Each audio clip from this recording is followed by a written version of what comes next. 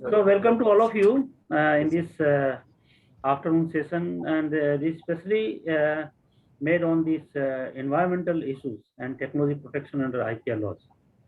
Environment, is now a very burning issue because our very survival of the human being depends on the environment, and the way the things are going with the global warming and the sea level rising and the greenhouse gases, you know, uh, amply along with the CO2 emission, and the way the global community is, serious about it.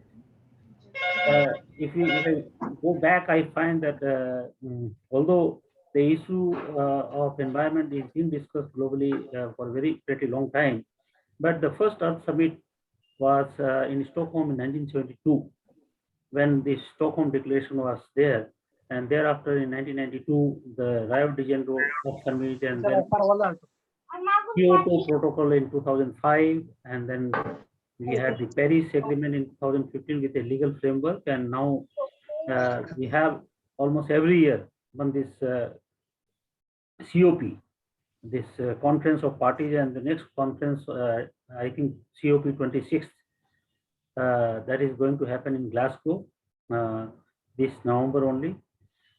So the issues are very serious, and the recent IPCC report, the Intergovernmental Panel on the Climate Change, which was the AR6, the action report 6, was declared on 9th of August, wherein some serious warnings have been issued that if we continue like this, and in the member countries, the nations which they have made their national commitment, if they don't comply with that, there may be serious consequences, and the sea level may go further high, and the countries like Bangladesh and many countries, including India, may have some lot of problem near the. But then we have already started seeing the impact, the wildfire in California, Amazon, and then the changes in the climate, lot of floods, cyclones, and the heat waves. The places where there used to be ice are now having a lot of warm. In Canada and USA, Russia, everywhere we are seeing the impact of this climate change. So there is a need for maintaining the level of CO2 emission, and I think the Paris Agreement broadly speaks about bringing it to a level of maximum 1 degree above what was there during the pre-industrial region. That is, I think 1850 to 1900, what was the average? So that average that has to be maintained, and maximum we can go above 1 degree Celsius from where it was in 1850. So that is the issue. Now, the environment technology, we have to look at whether it is on the solid waste management or in the energy, whether it is solar or wind or any other kind of energy. So the environment technology, and in some of the environment technology, what I have seen in one a very recent example is with one of my clients, where we saw that the iron ore. So the iron ore finds, which used to cause a lot of problem in the pollution, now with the technology, like in India, the Supreme Court had raised certain objections about the pollution which is coming from the dust of the iron ore. Now China, which was in shortage of iron ore, and with the improvement in the technology, with the ore finds, they developed one technology called sinter technology. Now with the sinter technology, the iron ore finds, which used to be a waste and used to cause pollution in the environment, now with the sinter technology, you are able to use the dust as an input to the blast furnace and in making the steel. So something which was being wasted now is being used as an input. So there is a value addition and there is a control on the environment pollution. Similar things I find in the rubber industry also and in many other ways. So we have to see that what are the rewards and encouragement and motivation for developing such environment-based technology, whereby not only you reduce the CO2 emission, but you also make some value addition to this technology. So innovation is the right answer. So we have three panelists today, the learned panelists, and today's session will be chaired and moderated by none other than a great IPR expert, Dr. Venkat Reddy, IPR attorney and advocate, managing partner of RBI Associates Hyderabad. And then we have Gaurav Vogia, Principal Associates United IPR, and we have Mr. Neet Nagpal, Managing Associate SS Rana and Company. So over to Dr. Reddy for conducting and moderating today's session. And I hope the deliberations which will be done throughout the second session, afternoon session, I think all the participants will be greatly benefited on this burning issue of the environment. Thank you. Thank you so much, sir. Now, good afternoon, everyone, and thanks for giving this opportunity to moderate the session. And there was a total 3 speakers, including me. There is a 4, but instantly one of the speakers dropped down because of a health problem. And I really appreciate my co-speakers, especially Gaurav is traveling and he's in the car and he's still able to demonstrate what he wants to say before us. And all the speakers are equally experts in the sense they're all practitioners as well as experts in the processing and procedure of the all intellectual property right applications. I'm sure about that. Now, the whole issue is that now the question arises, what is this intellectual property rights and environmental laws? How it is correlated? Yes, of course, every invention to be related to the intellectual property rights. But this more importantly, as we saw the pandemic in the morning session was very interesting. And what we call this a pandemic, it comes and goes, but the environmental problem is a serious pandemic, than anything else, because it continuously happens, because unless we regulate and control it, then it could be a serious consequences in the future. And it's a serious threat for the human beings living on this earth also. Now, with regard to the IP related matters, how? Because once, as the morning, Mr. Dr. Danpat Agarwal ji has told rightly, because Bangladesh is going to be vanished and India into some of the coastal areas. These are all the things if we don't concentrate, it may not be immediate threat to us. And one of the initiation taken by the government of India is probably from next year, I think they are going to take out the plastic of this particular microns and all. That's how the government have to come with the resolutions. And also because when we compare it to the intellectual property rights, because unless you give us some sort of subsidies or encouragements to the inventions in relation to the environmental laws, so that is not going to happen. That's what we could be exactly discussing in this, and starts with Mr.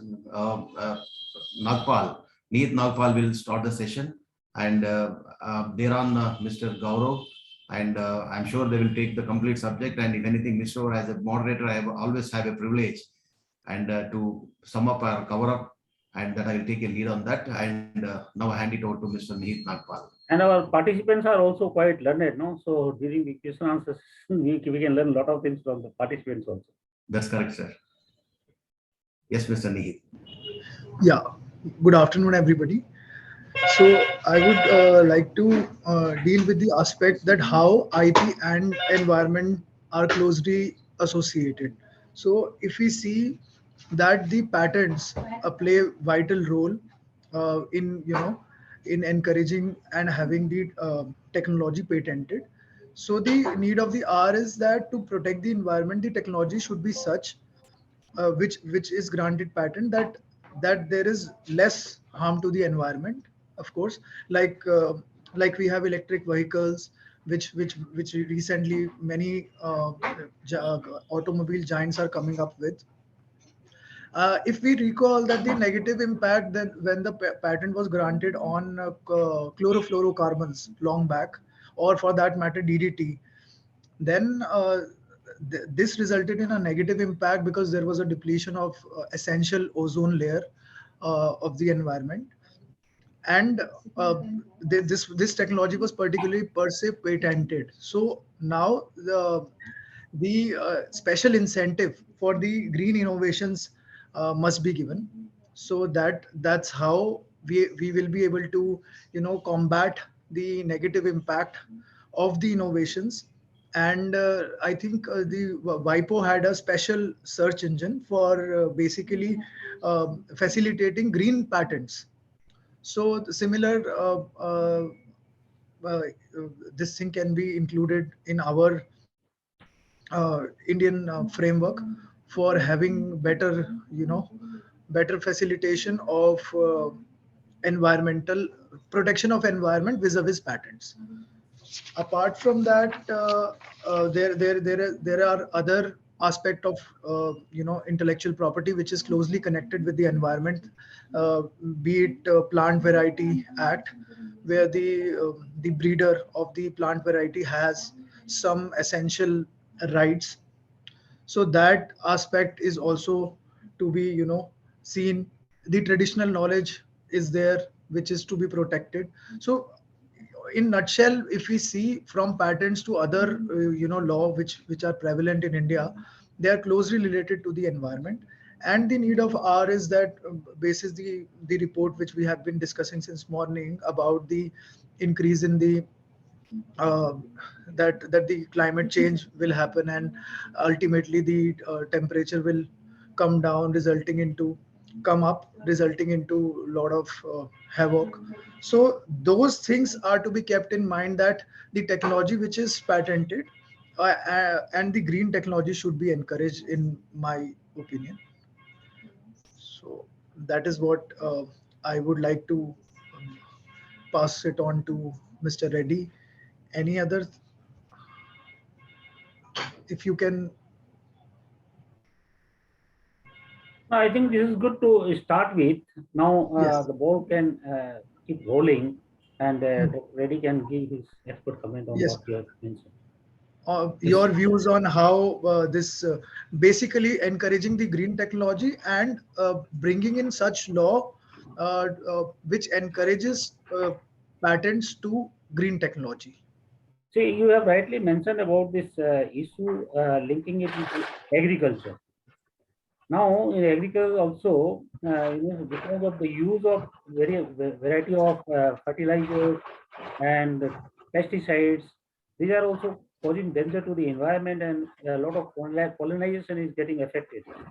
The bees, honey bees, they are getting gradually extinguished from a lot of places.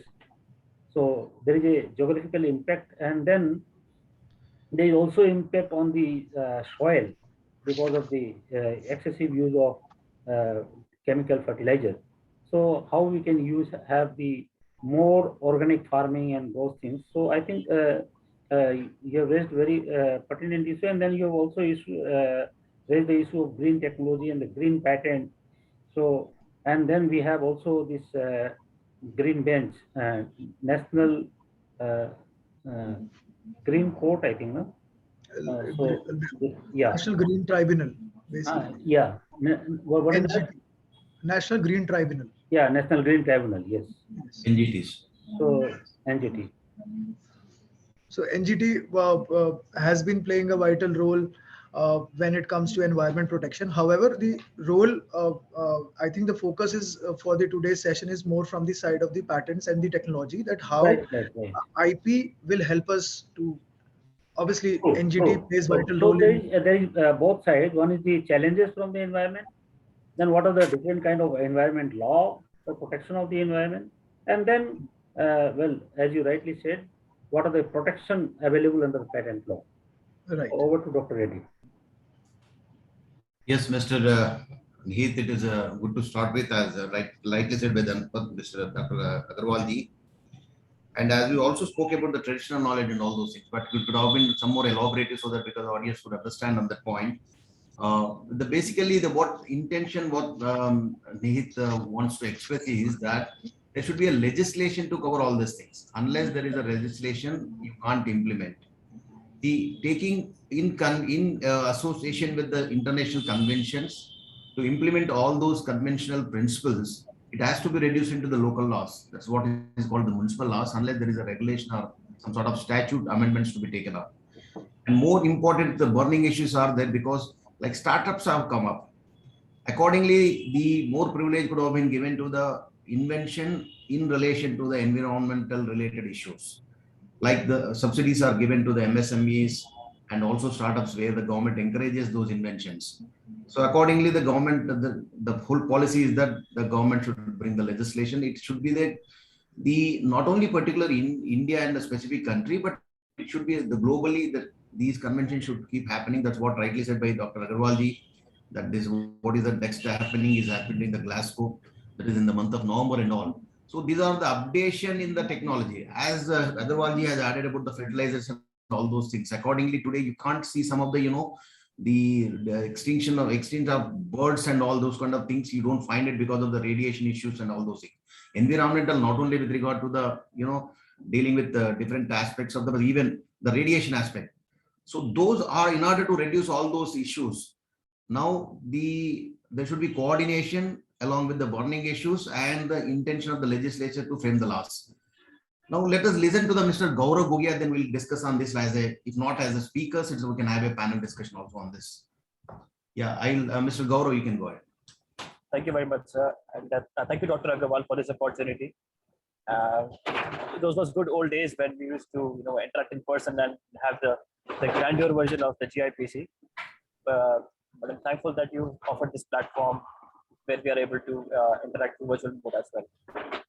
So thank you for this opportunity.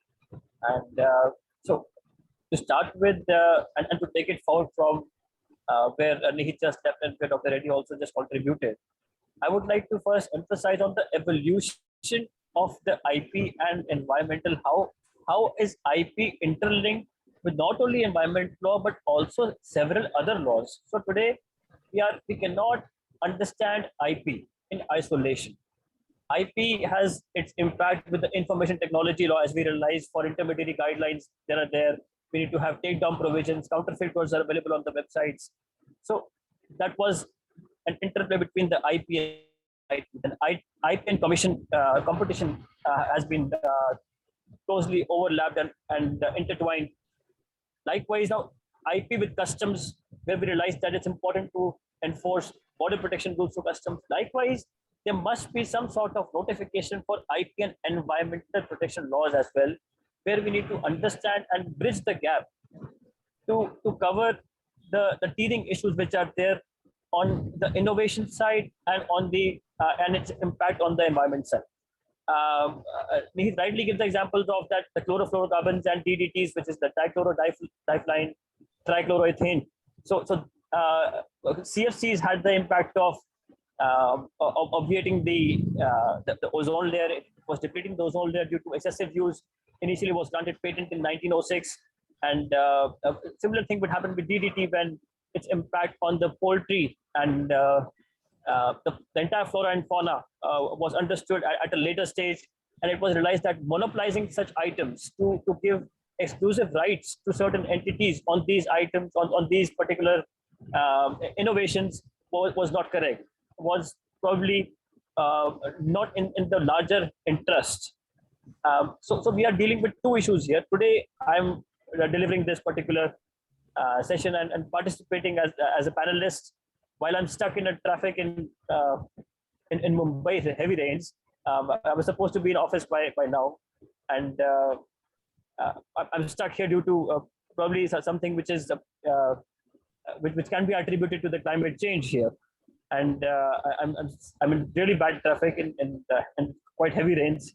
So this is an entire environmental impact, and what I'm here for is also an environmental issue, perhaps a different angle which I will provide, perhaps which is not read or not heard in the books. So today there are several counterfeit goods which are imported into the country, which are seized by the Indian customs under the customs notification. Now what is happening is these goods cannot enter the Indian market because they are, of course, they're counterfeit. Now only fate and the ultimate fate of these goods is to have them destroyed. The law says to be disposed outside the normal channels of commerce, but the eventual fate is destruction of such counterfeit goods. Now, today we are facing issues with the Maharashtra Pollution Control Board, who is reluctant in granting the NOC for destruction of these goods, because a lot of these goods are e-waste. They are batteries which contain the nickel content, which has high content, and if they are not destroyed in an environment, perhaps that only deteriorating the environment. The Maharashtra Pollution Control Board today has taken a stand that if someone is importing these goods, let them get back to their own country, let them be re-exported. We cannot allow our land to be used as a dumping ground for counterfeit goods, and these goods must be sent back to the country from where they came from. So the IP regime with respect to the environment is stretching to such an extent where it is not only limited to innovation side, but also to the import of pirated and counterfeit goods. So we are also talking about trademarks and copyright laws here. In the traditional sense, IP with environmental is only linked with either the patent regime or with the traditional knowledge. But no, today I'm talking about a subject which is covering much broader issue. We are talking about destruction of these counterfeit goods which have been imported into the country. We don't have to do occupy valuable space here. They cannot be destroyed because of the environmental issues which we are facing. So these are really teething issues, and as rightly pointed out by Dr. Reddy, unless there is a specific legislation, unless we have an express regime which is there in place to deal with these issues, we are not going to meet out this challenge of overcoming the environmental challenge of the counterfeit goods or the IP issues. And this is where IP again has a role to play to ensure that whatever innovative steps are taken for recycling of plastic or for any other novel patents which are probably in the interest of environment, they should be incentivized more. The air conditioning model has come into 5-star ratings. So if there is less electricity consumption, you have probably 4 out of 5. If there is more electricity consumption, you have lesser rating. Likewise, for patents also, we can have on a grade of 1 to 5. For patents which are highly supportive of the environment, should be granted on a higher grade, and there should be some sort of interest that is created for the inventor to ensure that the IP which is creating has also some contribution on the environment, on the entire ecosystem, because IP today cannot be considered in isolation. We have to see it in light of not only the environment laws, but also various other statutes. I mean, it is a synchronization, a unique harmonized structure that we need to have for IP, considering the evolution.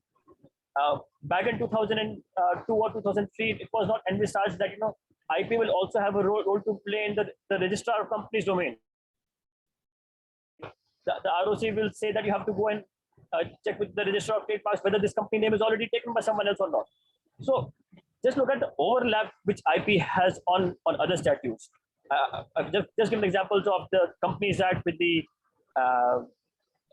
Information Technology Act, with the Customs Act, and now it is the environmental laws which have an onerous responsibility, I would say, on the legislature to make sure that there is some sort of harmonization between the IP laws and environmental laws, and some sort of incentives for pro-environmental innovations, and likewise some sort of deterrent or some sort of not so exclusive regime to be provided for inventions, or probably this can be introduced as a ground for rejection also, for rejection of a patent if the particular patent is not foreseen as environmental friendly. So these are some of the reforms and some of my comments which I would like to share. I hope they're useful, and I'm available for any further discussion on this subject. Yes, Mr. Gaurav, it's one thing you have very interesting point is that e-waste. And most of the people nowadays, because we are all familiar with all these computers and all, but when we don't use all this, we throw it out. But kind of environmental hazard it creates. See, these are the all burning issues, because see, law is dynamic. When things get changing, and according to law also to be amended, as we have been discussing on this point. And accordingly, the government is also now coming up with, as we discussed about the minimizing the plastic use. Now another policy has come where the vehicles of the more than 15 years cannot be run on the roads. It has to be destroyed. So you see everything, as you rightly said, because this law cannot be read in isolation. In environmental laws cannot be, or even IPR laws cannot be read in isolation. It has to be in conjunction with other laws. So thinking on this, now what do you suggest? Because now one is that in pursuance of the international domain of the conventions do happening. And do you have any suggestions so that the government should come out, especially with regard to the patents? Now there is something like compulsory licensing, which was discussed in the morning session. So to encourage the people, now one is compulsory licensing or extension of the patent, because in order to get the patent being granted, it takes a lot of time, but enjoying the fruits will be minimized. So accordingly, because people will come with a lot of inventions when you give sort of incentives or the government policies come up. So what do you suggest on this? And do you have any specific issue, your thoughts on this subject? Sir, grant of patents is of course essential, and the people will come up with a lot of inventions, but how to commercialize those patents becomes very crucial also, because sometimes a lot of good inventions, they stay only on papers and the records of the patents registrar, because the inventor probably does not have the potential to commercially exploit that patent, or probably to sell that patent to a company who feels it is worthwhile. So a panel of experts should be there who should identify such patents which are environmental friendly, because that is indeed the need of the hour. It cannot be emphasized enough on how important environmental issues are today. We are seeing depletion of groundwater. We are seeing the global warming and climate change, and there's a discussion on the global level on this particular aspect. So IP has a very big role, a big responsibility on it to ensure that that the environment is protected and it stays intact. So for having more sustainable resources, the inventions which are the practical suggestion which I would have is the inventions which have more sustainable project life, or more sustainable approach, I would say, they should be granted with more vigor, and compulsory licensing can be accorded in those, because right now compulsory licensing is not a regime which we have used enough, and except that an isolated case of Bayer Netco Pharma, we've not utilized the compulsory licensing regime in India. Even globally, it is not as much utilized, but this is something where we need to emphasize that when a particular invention, which is in the larger interest of the society, that should be,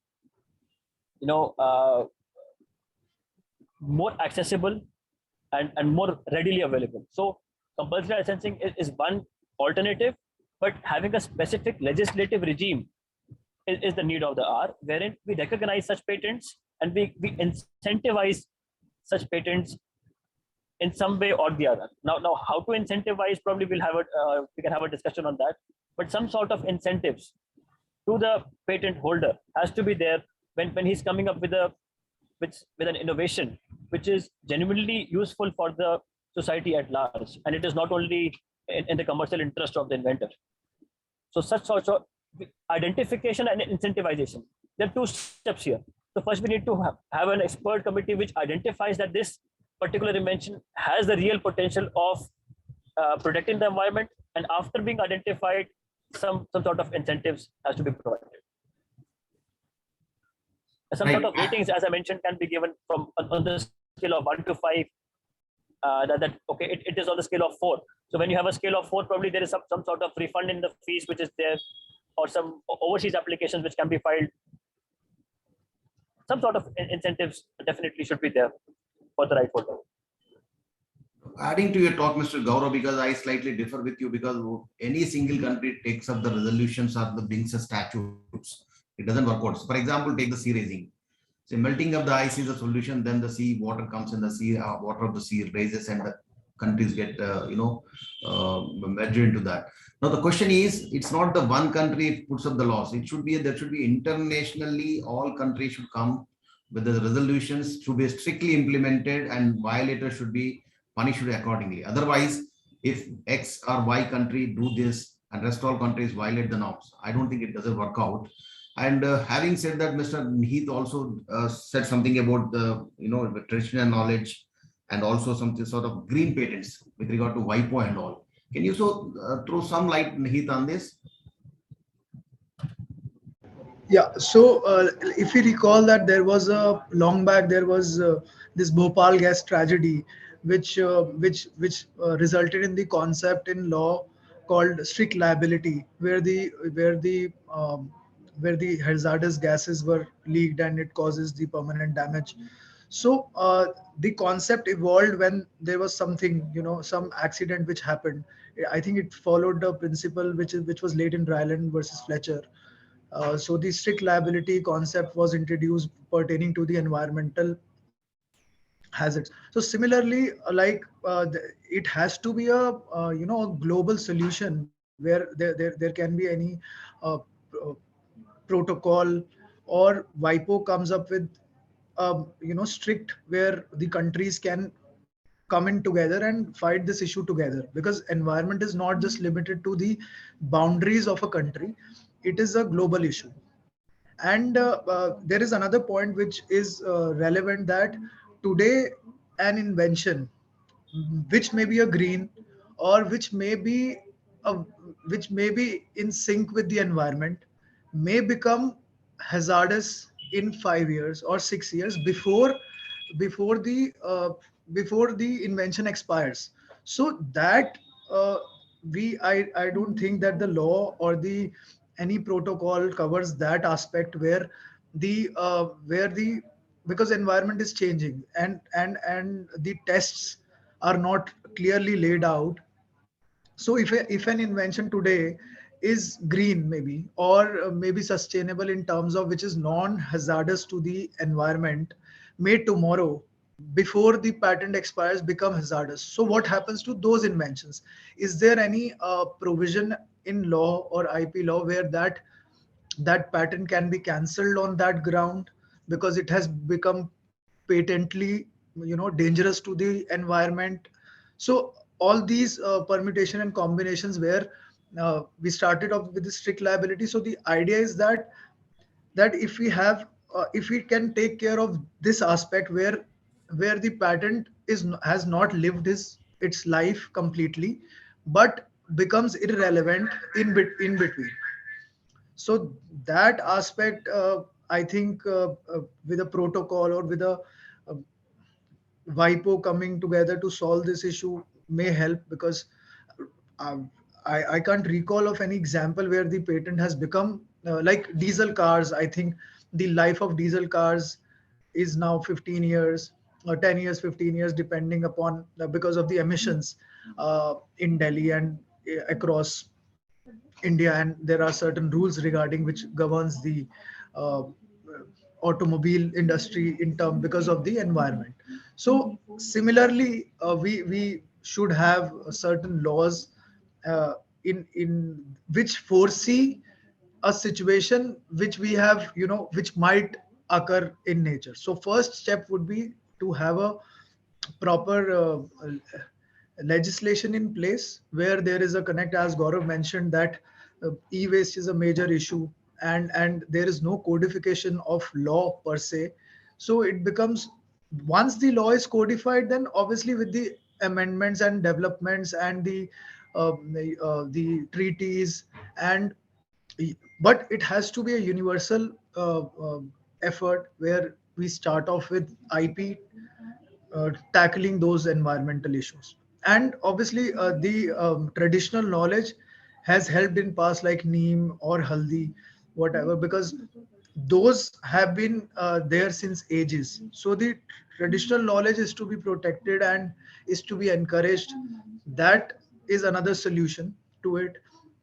And coming towards the end, I think compulsory licensing is the major tool which is not utilized as yet.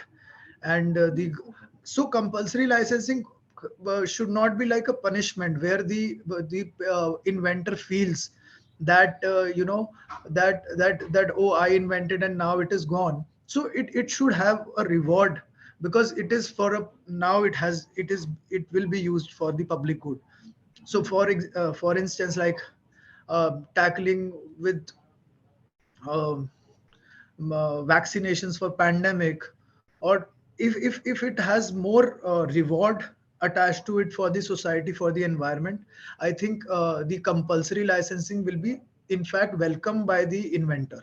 Right now the inventors shy away from getting into compulsory licensing because of this particular reason, that tomorrow the revenue which would have been generated over a period of time would reduce. So all these issues are to be tackled in one legislation, although it's difficult to foresee all permutation and combination that what exactly we can pen down. But to start with, at least there should be some codification, environmental laws vis-a-vis, let's say, to start with patents, and then other aspects of law which overlaps with e-waste, and the other issues which Gaurav mentioned, that apart from patents, that we have close link with the copyright or trademark counterfeits. So that on that note, I think if Mr. Reddy can take it forward, that how about there is a technology which is relevant today, which is green today, but tomorrow, where but before it lives its life, it's becoming redundant to the environment. So all those scenarios are to be foreseen, and a proper framework policy work is to be done at a global level. Dr. Reddy, if you permit me, I can say a few words on the issues raised by Nihit. Please, sir. Please, sir. Number one, what I understand that there is some gap, I think, about the legislation at the international level on this environment. I would like to say that there are about 20 different international treaties for protection of the environment. I'll name a few of them, but then on the top of everything, this Paris Agreement, which has, this is a legal framework, and this is a landmark in multilateral climate change process. And this has been made effective from the year 2015 on all the member countries. That is number one. Now, number two is different international conventions. So where India is also a party. Now, conventions relating to preservation of fauna and flora in their natural state, that is 1936, as long as 1930. Then International Convention for the Regulation of Whaling, that is Washington 1946. Then International Plant Protection Convention, Rome 1951. Then Antarctic Treaty, Washington 1959. Convention concerning the protection of workers against ionizing radiations. Then treaty banning nuclear weapons. There are so many. So I can name them, but I can send you later on. There are 18 conventions which are readily available with me on this protection of environment. Then finally, one on the patentability of the inventions which may not be patentable. So section 3B says, an invention, the primary or intended use or commercial exploitation of which could be contrary public order or morality, or which causes serious prejudice to the human, animal, or plant life, or health, or to the environment. Okay, so section 3B very specifically mentions about that any invention which causes danger to the life of the human being or plant or animal and or to the environment. So there is a very clear provision. So if some technology is causing danger to the environment, that is basically not patentable. But then what we were looking here in this debate was, what are the technologies which helps protection of the environment. So with this, I think again, I pass it on to you. And in India also, there are several legislations, and particularly Article 21 of the Constitution includes the right to clean and human environment. So under this, Government of India has legislated uh, several laws for protection of the environment law, and then Article 38 and 48A and Article 51A subclause G are the articles related to the protection of the environment. Then Water Prevention Control of Pollution Act 1974, the Air Prevention and Control of Pollution Act 1981, then Environment Protection Act 1986, Noise Pollution Regulation Rules 2000, the Public Liability Insurance 1981, the National Environment Tribunal Act 1995. There are several laws in India. So broadly, I would like to mention that there are several dangers, and then finally, I would like to say about these electrical vehicles. Okay, so electrical vehicle is thought to be one of the challenges and solution for protecting the CO2 emission, and for that the invention for the battery related automobile vehicle. So whether it is auto vehicle or this automatic vehicle or electrical vehicle, AVs and the EVs. So that is also one issue which can be dealt through various patent laws. So let the other speakers say something on this. Sir, you are rightly said about the legislation, sir. Article 21, of course, it broadly covers about many things of the fundamental rights. But when you speak about the Article 38 and other things, the directive principles of state policy, always the state is bound to give a clean environment and for the better living of the people, which correlated to Article 21. There is no doubt in that. As you rightly said, sir, Section 3B covers on that environment. That is, any patent invention which is against the nature and against the public interest shall not be registered. But all my panel speakers were discussing about is a technology which can be developed for controlling for the better environment or to preserve the environment by way of green technology. That's what is being discussed. And as you rightly said, sir, you have spoken about the many conventions. Almost all those conventions are there. But unlike what I personally feel that as the intellectual property is regulated very technically and specifically like TRIPS agreement and WIPO, there is a separate institution which coordinates. So unlike the environmental also, there should be the global laws which could be Paris Agreement is the answer. Paris Agreement is the answer. That's correct. It is evolving. It is evolving. It is evolving, but it evolving. is That's correct. You're rightly said. That's what I'm saying. Because unless we come out with any better living by way of inventions with the mobiles and all those things, that should be subject to, again, everyone should have a preserve the environment unless which it is not there. But there is no direct impact of the environment on the people. That's how the people neglect this.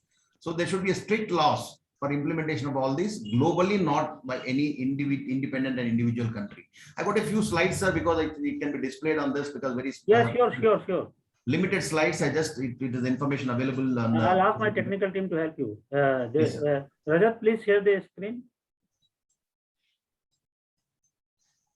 Yeah, can you go to next one?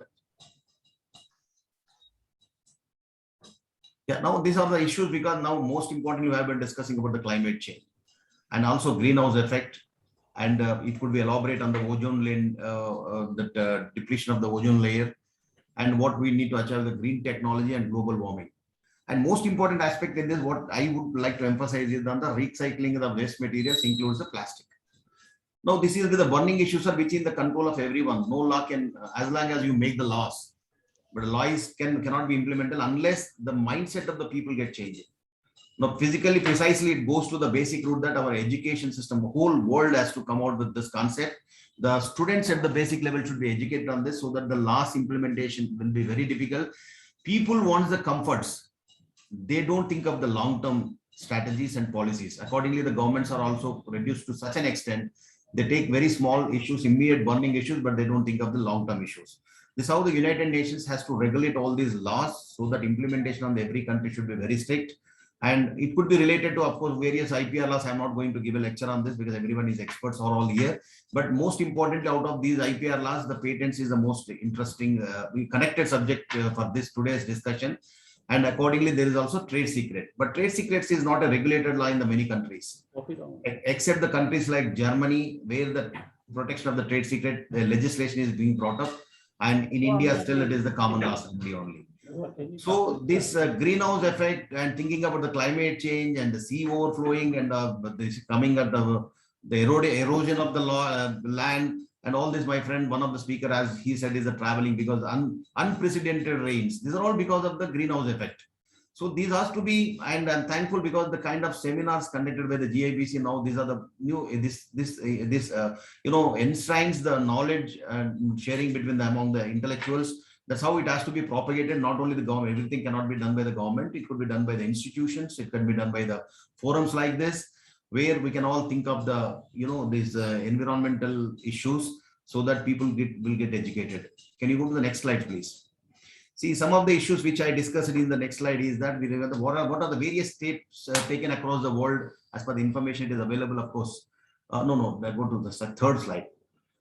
So, yes. It is with regard to one of the, as Dr. Agarwal has rightly said, in the 1990s, it is one of the major, the Rio Declaration of Environment, and accordingly UNFCCC is being formed and it is framed and it is being regulating the many things in this. And there's also something like IPR Green Inventory. The WIPO has come out with a green inventory where the facilitation is given by the patent searching of the mechanism of the availability of the what inventions have been done in the for the clean technology, clean and green technology. So this will be informative for the people because so that it encourages the people to get into this. Unless, again, it is very important, the government and the whole world, it should be the subsidies and facilities to be given. And there is something like one of the US-China combination in the 2009. Many of the developments happened in the 2009. There is a one in Green Research Center is being established. That is with regard to the studying on the subject of the green technology by the United Nations and China. And there is also Indian combination along with the United States has taken the steps for the Joint Clean Energy Research and Development Center. This is to address the global energy and the environmental sustainability challenges. So these are the kind of understanding among the countries and the conventions and implementation of those into reality with the involvement of the several countries. It should be taken up as a noble project. And there is something like the Green Technology Pilot Program is initiated by the USPTO, where the acceleration of the examination applications of the patent, inventions. The moment you file a patent application, it takes many months and years sometimes to get it registered. There are many lacunas in that. There is a very elaborate subject to be discussed. Accordingly, the government should encourage these kind of applications can be taken on priority and examination of the particular patent applications to be taken up at par with other applications where like it is facilities given to MSMEs and other startups. So those kind of initiation should come from. Now, startup is one of the most important burning issue in India today now. The many of the, especially the states like Bangalore, Karnataka and Telangana, the startups have come up, it's become one of the most important aspect for the inventions and all those things. And can you go to next slide, please? See, this is one of the most important, not only the governments, the companies are coming with something like Eco Patent Commons. Now, the most importantly the companies like Nokia, IBM and Sony. It has come up with the Eco Patent Commons for the, with the help of the World Council for Sustainable Development. So whereas the World Bank also come with the concept of the encouraging and the funding with the different concept by the associations, where these commons are being formed to share the knowledge and the patent related environment, energy sharing, pollution prevention, recycling, water conservation, etc. Nowadays, because when you go to the company, some of the companies say that this is a green technology oriented company. So accordingly, those companies which maintain some standards with regard to the maintaining the environmental, as rightly said, National Green Tribunal are formed. And also National Green Tribunal in association with the environmental laws, environmental offices, like Pollution Control Board are being framed in every state. It is very, very strict nowadays because as one of the examples said about the iron pellets, the kind of pollution it creates. So there is a technology when the dust comes out from the iron pellets of the mine industry, there is a sprinkling of the water so that dust cannot go spread out and it can be reduced into that. The accumulation of that, whatever is water pouring by that, it can be used for the recycling purpose for the as a manure to the plants and all those things. So there is a mechanism. You can convert anything waste out of the waste. You can get the something benefit out of that. Like I have seen some of the technology at my part of India in Hyderabad, where plastic is being recycled and put it on the roads as a, instead of tar, the roads are being laid down. So nothing goes waste, but someone has to put up an initiation of, in coming in this aspect, and people should care about the environment, and people should be part of the, as the stakeholders in this particular process with the governments. And next slide, please. So these are some of the alternative energy resources, because as rightly one of the most important is the last one is the hybrid and electric vehicles. As Dr. Agarwal said, is no doubt none of the technology, even electric vehicles, have got its own disadvantages. But out of all best available possible solutions, what could be the best solution we have in the present scenario is the important. And that kind of technology we should adopt, like wind turbines, biomass fuels, nuclear energy. It can be used for negative as well as the positive side, and geothermal heat, and many kind of inventions are coming up now. The startups are very cautious about, but these startups should be linked to the environmental related issues. The people will keep working in that direction, and those people should be encouraged, especially Indian Institute of Technologies, Indian Institute of Science. All these institutions should be clubbed together, and these should be put up in this common framework. There should be a law governing, a specific law should come, thinking of the better future of the people, and that particular law should be coordinated with the many other laws amending. Like any particular laws comes, a statute is being put up that is to be amended in the several other acts wherever the environmental issue is related to that. And next slide, please. Yeah, this is some of the where I came out of the suggestions is one of the intellectual technology transfers. This with the coordination among the countries, which are the developed countries, developing countries. Many people are very in not such a condition to where they invest on the R&D of the coming out with the technical solutions for the intellectual property rights as well as related to the environmental laws. There should be knowledge sharing mechanism. There is one another facility which I come across is the Global Environment Facility, where the World Bank sponsored this particular program, where facilitating the people who are inventing in the intellectual property rights linked to the environmental laws. And as I am the strong opinion of the startups, it can do the miracles if the government takes up this project and club it to the special incentive to be given people who are working in the, for the safety, a safer environment in the environmental laws. And of course, we have been discussing amending the existing statute is a mandatory. Unless the parliament makes the law, it is not implementable. And we give many lectures, it doesn't work out unless the law should be very strict on this point. And this is a small kind of presentation. I am sure my co-speakers also taken everyone to the at least basic issues. And thanks for Dr. Agarwal for adding the more information with regard to international conventions and all those things. And I'll leave it to the every other speaker who can have a sort of discussion on this point.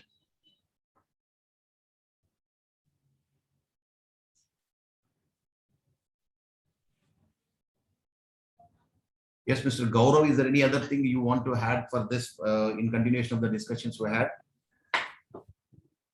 Sir, I think there's quite a plethora of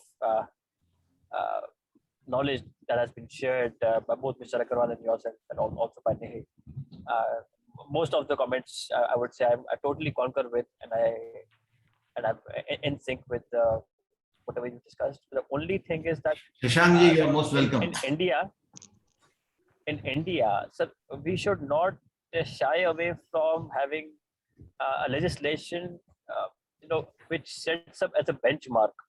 So you would see there are policies, the best practices are there, they're already laid out. There are several environmental protection regimes which are there globally. So there is no dearth of knowledge or information which is available in the existing public domain globally. What we need to do is we need to consider our nation and bring those policies, even if we are the first ones to start. When we see the practice of not manufacturing apparel by most developed countries, there is a reason behind it. They understand that the dyeing process pollutes the rivers. So they've stopped that process. A lot of developed countries, I will not take names, but a lot of Western countries, they use Asia as a place where all the manufacturing activity can take place for a reason, of course. And environment protection is something that is there on top of their mind. So we need to also understand and identify our strengths. We need to understand and take the global best practices and have a specific legislation qua IP also. Because right now, as far as environmental protection laws are there, they're well in place. The e-waste management rules, hazardous waste management rules, all of that are well in place. But we have not linked it with the IP. Of course, there is section 3B which is there, but how many patents do we see are rejected on that ground? How many patents do we see are rejected on the ground citing section 3B? So the use of existing laws, the implementation, and the holistic framework that we need to bring on IP and environment as a whole. So that thought process should come. More such efforts of capacity building and endeavors and knowledge sharing should be taking place, where probably the patent examiners are also made aware of the section 3B and why they should consider the long-term impact of a particular invention while granting patent to it. I would sum up with this concluding remarks, sir. Shashank Maurya ji, I think you I can say only one thing in between, that for the patent professionals, a great opportunity is emerging, because lots of inventions will take place in the field of environment. So a great opportunity is coming for the patent professionals. Yeah, over to Dr. Maurya. Thank you very much. Again, I'm intruding. I'm not a listed panelist. So I am really confused how much time I should take. But let me. Sir, you can take 10 minutes comfortably. Well, that will be great of you. And my dilemma is I have to, can I share 4 or 5 slides? Please, sir, you are most welcome. Okay.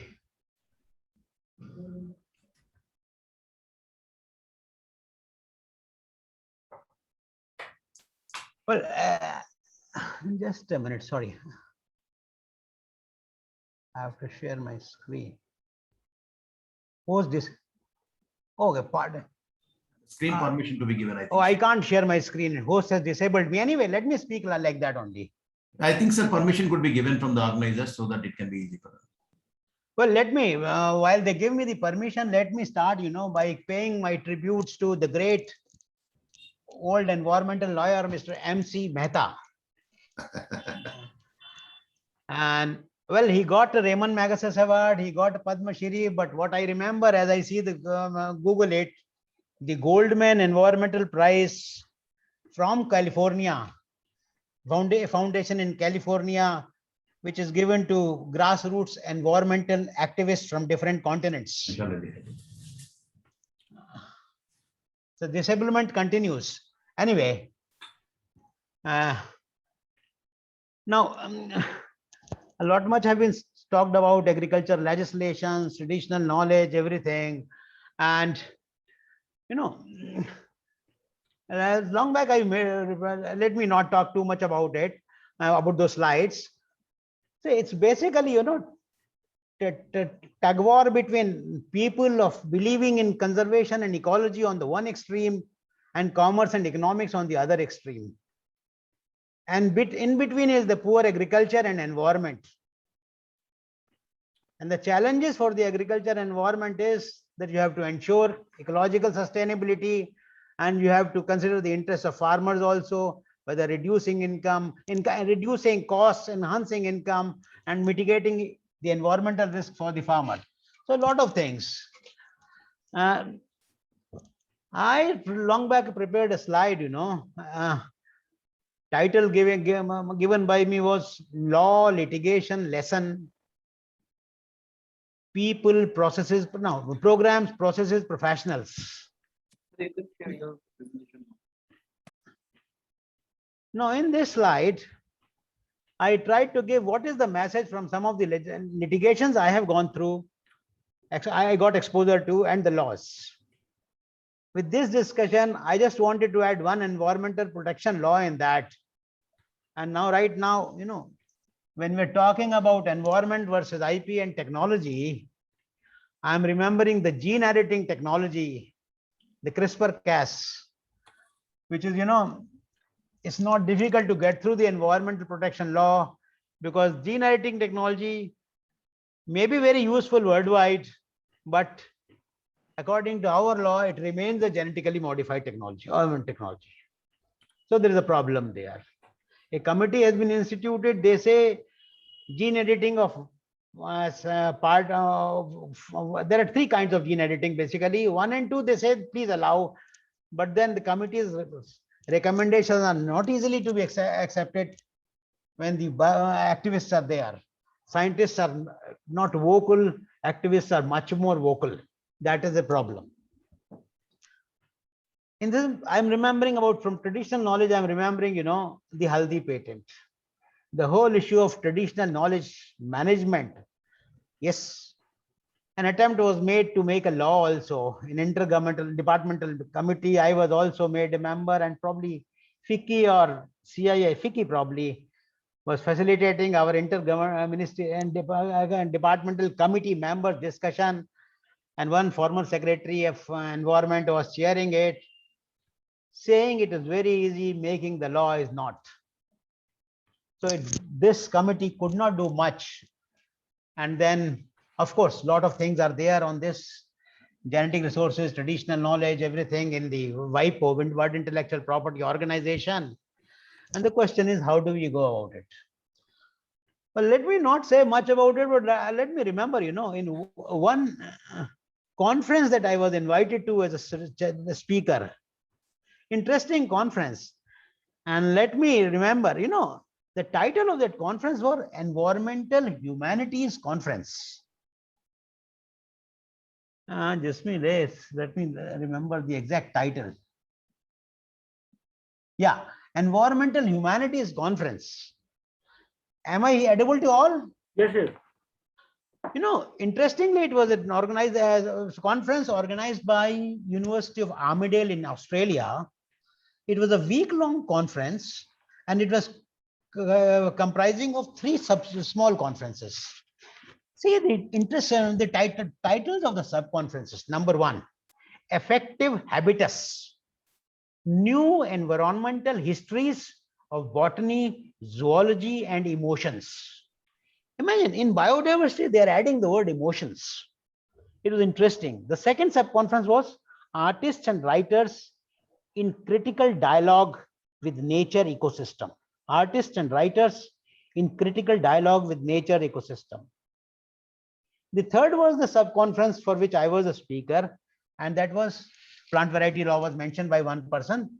The title was, that third sub-conference was Colloquium on Seed Banks and Cultural Interest in Seeds. Colloquium on Seed Banks and Cultural Interest in Seeds. And the theme of that conference was Seeds as the Source of Life. You know, we were 12 speakers invited for this part of the conference, out of which 6 were IP law professors and 6 were conservation biologists from different botanical and zoological gardens of the world: Kew, Canberra, South Africa, Tokyo, and so on. You know, before our going to Australia, they had given us 4 questions. The simple task given to us was that you will be given only 10 minutes and you have to address these 4 questions in your 10 minutes. And after all the 12 speakers finish, there will be a break. And after that, there will be general brainstorming. And for that also, they had prepared 16 questions. And those 16 questions, of course, I cannot tell here, but basically message was, question was, those 16 questions meant what conflicts and or issues, what conflicts and or issues are expected to emerge over the next 50 years, and how do existing protocols deal with this, and how do the controversies, conflicts arising next 50 years, and how existing protocols deal with this. Well, that is in short what I wanted to say. But then the basic question is, you know, understanding all those things. Traditional knowledge, good work has been done by traditional TKMS, Council of Scientific and Industrial Research on traditional knowledge digital library, but people say it's a defensive mechanism. From the government side, yes, we need a defensive mechanism. We need defensive patent, taking patents defensively. From the government system, need to be taking a lot of patents and then maybe releasing them as a public good. I mean, many things are required. The whole scenario, you know, of IP has to be, you know, take a real good route in public sector also. Commercialization from public sector is again a difficult issue. That point was raised. We need to brainstorm what kind of public intellectual property bill has to come, And basically, only 1 or 2 months back, an excellent book has come from WIPO. The title is Harnessing Innovations for Harnessing Public Research Harnessing Public Research for Innovations in the 21st Century. I mean, we need to really think a lot, and I don't know when we will think it, but frankly speaking, I've participated in GIPC so many times. I'm really happy that Biodiversity Act had come earlier. At least this time Environmental Protection Act has come in discussion. And yes, we'll be talking about the interface between environment and IP and agriculture. And that will be really great when we give more focus on these things. Thank you very much. Thank you, Dr. Moria. GIPC always keep on inventing the idea about what new things should be done in our conferences and our discussions. And you are one person who always likes something new, because last 2 years we had given more emphasis on the innovation, artificial intelligence, disruptive innovation. So now we are gradually shifting to other areas. So in the morning, then we, although we had 2 workshops earlier on the COVID and the trips. So these are something non-conventional programs in the field of IT. So today also, and this environment issue, we will continue for another 2-3 sessions, because this is just the beginning, because there are so many dimensions of the environment. Because the entire human life, the entire life of the nature, there is a very close nexus between the environment and the life, not only of the human life, but the plant life, the animal life, the whole life system. So I really appreciate your compliments, and over to Dr. Reddy once again. Shashankji, thank you for adding a very interesting, your experience matters more. And really, whenever this topic was given to us, we were also wondering, what is this environmental? And how can you club to the IPR? So we have to make it, some sort of strings you have to make it, because it's really interesting. It's an innovative even for our brainstorming, for us to work out something more. And when I spoke to the speakers also, it was really interesting, because see, these kind of, conferences really sharpen our brains also. We never ever think in this direction of the environment and all. But really, it's one of the burning issue, as I thought personally, because you may have wonderful inventions to facilitate a better life in relation to the Article 21 of the Constitution. But unless environment is not protected, whole humanity goes out of from the earth. But this needs a long-term strategy for the governments, including the all world leaders. It's not the particular country implements the law and other countries doesn't do that. That doesn't work out. No, sir, GIPC will take the lead for doing more and more concentrated program on the environment, technology, and all sort of issues relating to environment, including we will have a detailed discussion on section 3B also. Earlier, we used to have discussion more on the 3D. Now we'll have discussion on 3B. That's correct, sir. And we are always with you, sir, because you are, first of all, you take a lead always in the different subjects, and we are all following you. And very thank you for this, sir. Anything I think I have any addition to be added by my speakers?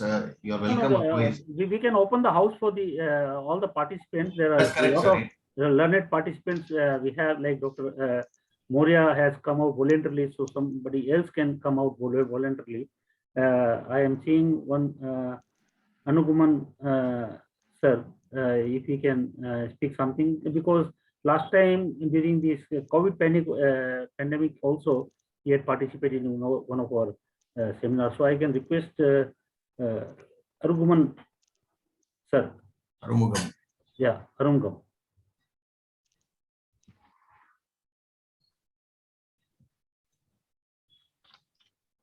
Would you like to speak, sir? Arugam sir?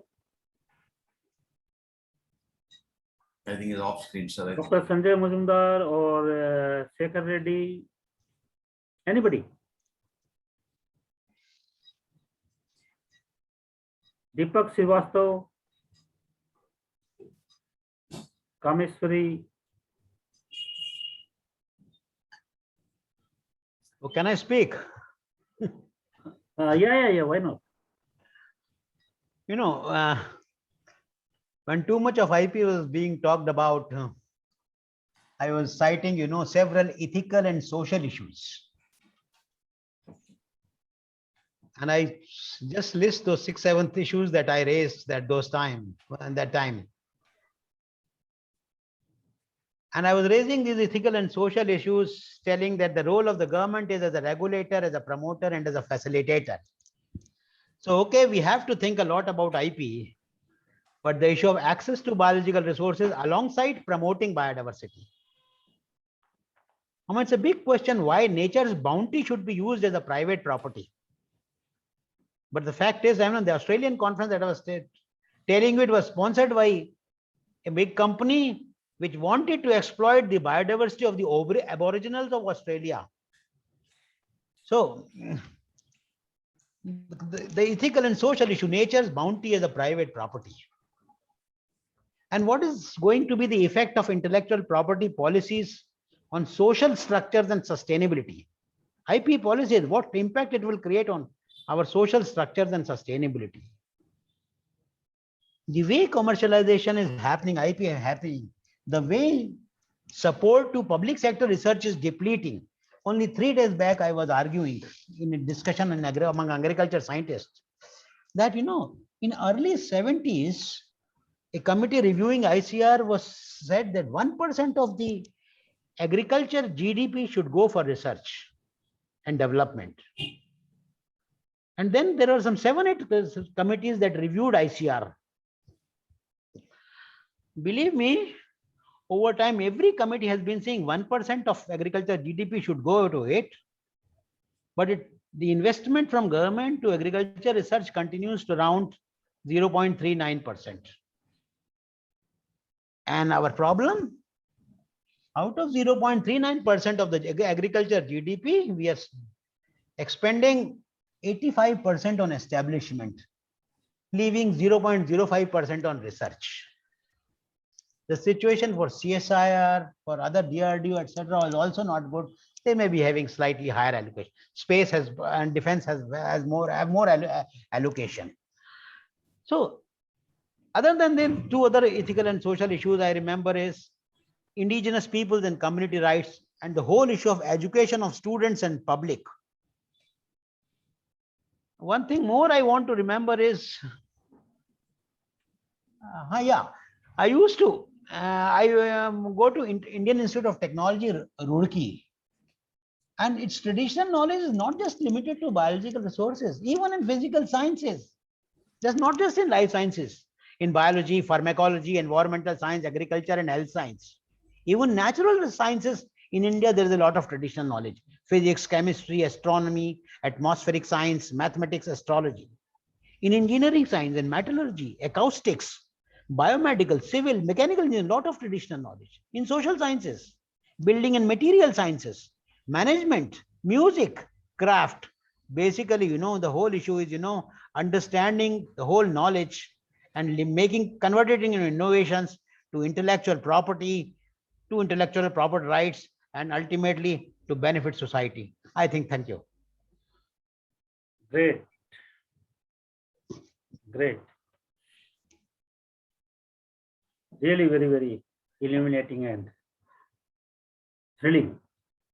Thank you, sir. Thank you. So we were supposed to conclude this session at 3:30, but if anybody is interested in sharing some of their thoughts, they are welcome. And Dr. Reddy, if he wants to narrate something further, he can. Otherwise, with his permission, we may conclude the session after 2, 3, 4 minutes, whatever the chairman of the session, Dr. Reddy, will decide. Over to Dr. Reddy. I think Dr. Reddy has already, it's not visible. So anybody here would like to say anything more? Nihit ji, आप कुछ बोलना चाहेंगे? Gaurav ji, Nihit ji. Otherwise, Dr. Reddy can conclude. Dr. Reddy? Yes, sir. I missed it for some time. I think there is Yeah, some problem. please say something. We have another Yeah. 5-6 minutes, so. Yeah, Neet, it's he can also contribute something if he likes. Neet and Gaurav, yeah. I think you should give 2 minutes each to Gaurav and Neet to conclude, and thereafter I think you can sum up. That would be better, I think. Yeah. Yeah, Gaurav, you can go ahead. All right, sir. Thank you. So at the very outset, I would just like to thank GIPC for having this particular session, and to Dr. Reddy for moderating it wonderfully. And also thanks to my co-panelists, both Dr. Reddy and Dave, for sharing a lot of knowledge and some new aspects also, which I got to learn during this entire session. And as always, it's a learning platform for all of us as professionals. We continue to grow, and we continue to embark upon new challenges and new information. And it has been a pleasure to be a part of this particular session. Thank you very much, sir. Thank you. Yeah, Mr. Nihit. Yes. Yeah, I would like to thank the co-panelists, Gaurav and Dr. Reddy, and Mr. Maurya for throwing the, very enlightening issue that the traditional knowledge is not limited to just haldi or neem. It extends to other aspect as well. And thank you GIPC for having us. It was indeed a very learning experience, and it handled the issue which needs everybody's attention. So, and there is a need of hour where we need to have our IP laws in such a manner that it results in protecting of environment. So I would like to thank everybody for participating and patiently listening to the speakers. Thank you. Thank you, Nihit. And first of all, my great thanks to Dr. Agarwal, because he has been inspirational all this conducting these events. It's not that easy to Absolutely, absolutely. Yes. And sir, we love to see you in person because everything is getting now streamlined now. And my special thanks to Maurya Saab and for sharing his practical experience. And sir, you need not to be a panel speaker. You are always welcome speaker. And it's a very interesting, sir. And we are all, because I was wondering because how this session could be continued for 1.5 hours, such a dry subject. Initially, it could be a dry subject. Now I thought it is a very interesting subject, as everyone has thrown some light. And equally, the strength is not that bad, because morning it was 32, almost it is also in the post lunch it was 30, 31 and all those things. And thank you, Agarwal Saab, once again, and for giving this opportunity to moderate the session. And given chance in future, we will come out with the better topics, and we are always with you, and we will travel behind you. Thank you so much. Thank you. Thank you, Dr. Reddy. And GIPC is grateful to all the panelists and the speakers, Nihit and Gaurav, and also to Dr. Reddy for chairing this session. And the way the subject has been dealt with, I hope the participants have really benefited out of it. And but then there's always a platform where there is a scope for collective learning. So through the collective learning and through the interactions, we'll always learn, and then there is a value addition to the society in totality, whereby the nation can benefit, because knowledge is the capital for the nation. So this intellectual capital which we are trying to build up, that should be ultimately helpful in building a strong India, very resourceful India, because we are in the era of knowledge, and India always takes the lead. Our Prime Minister is also taking a lot of initiatives, innovative things for leading the whole world. And I think in the forthcoming Glasgow session on the Paris Convention, I think definitely some very concrete legal framework will be evolving, and all the concerned nations in their national commitment for CO2 emission and the its adverse effect on the environment, will come down gradually, and the risk and the danger which are associated, that will also, get more rationalized.